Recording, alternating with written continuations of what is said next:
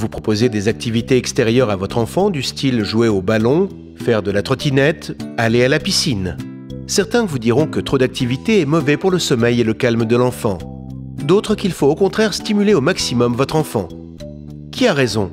Combien de temps faut-il consacrer à ces activités? Pour qui que ce soit, enfant, ado ou adulte, toutes les activités doivent toujours appliquer le même principe, suivre le rythme du sujet. Il faut planifier le temps d'action en 3 étapes. S'activer lentement à être actif, c'est la mise en condition. Faire une ou des activités. Prendre un temps égal à la mise en condition pour se calmer. C'est ce que l'on nomme la récupération. Par exemple, pour aller jouer au ballon. Dans un premier temps, marchez jusqu'au parc sans vous presser en ayant un ballon sous le bras. Vous avez ici votre mise en condition.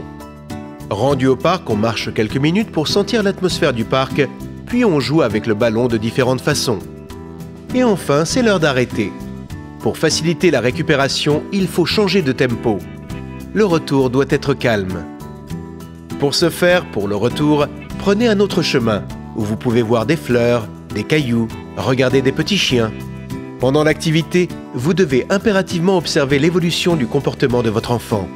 Vous sentirez que l'activité touche à son but quand votre enfant vous fera comprendre qu'il ne veut ou ne peut plus continuer. Il tombe par terre plus d'une fois, il prend le ballon mais il faut lui demander de le lancer, etc. Dès que ces gestes ne sont plus spontanés, c'est l'heure d'arrêter ou de changer d'activité. Cela signifie que certains jours, l'activité pourra durer jusqu'à 60 minutes, voire plus. Et d'autres fois, elle sera beaucoup plus courte. Vous ne pouvez pas planifier en vous basant sur votre capacité d'adulte. Vous ne pouvez pas vous dire « on va faire 1 heure de ballon et s'il ne veut plus, ce sera l'occasion de lui apprendre à se forcer un peu ». Vous avez eu 3 ans un jour, mais vous ne pourrez jamais vous souvenir quelles sont les capacités de notre corps et esprit à cet âge.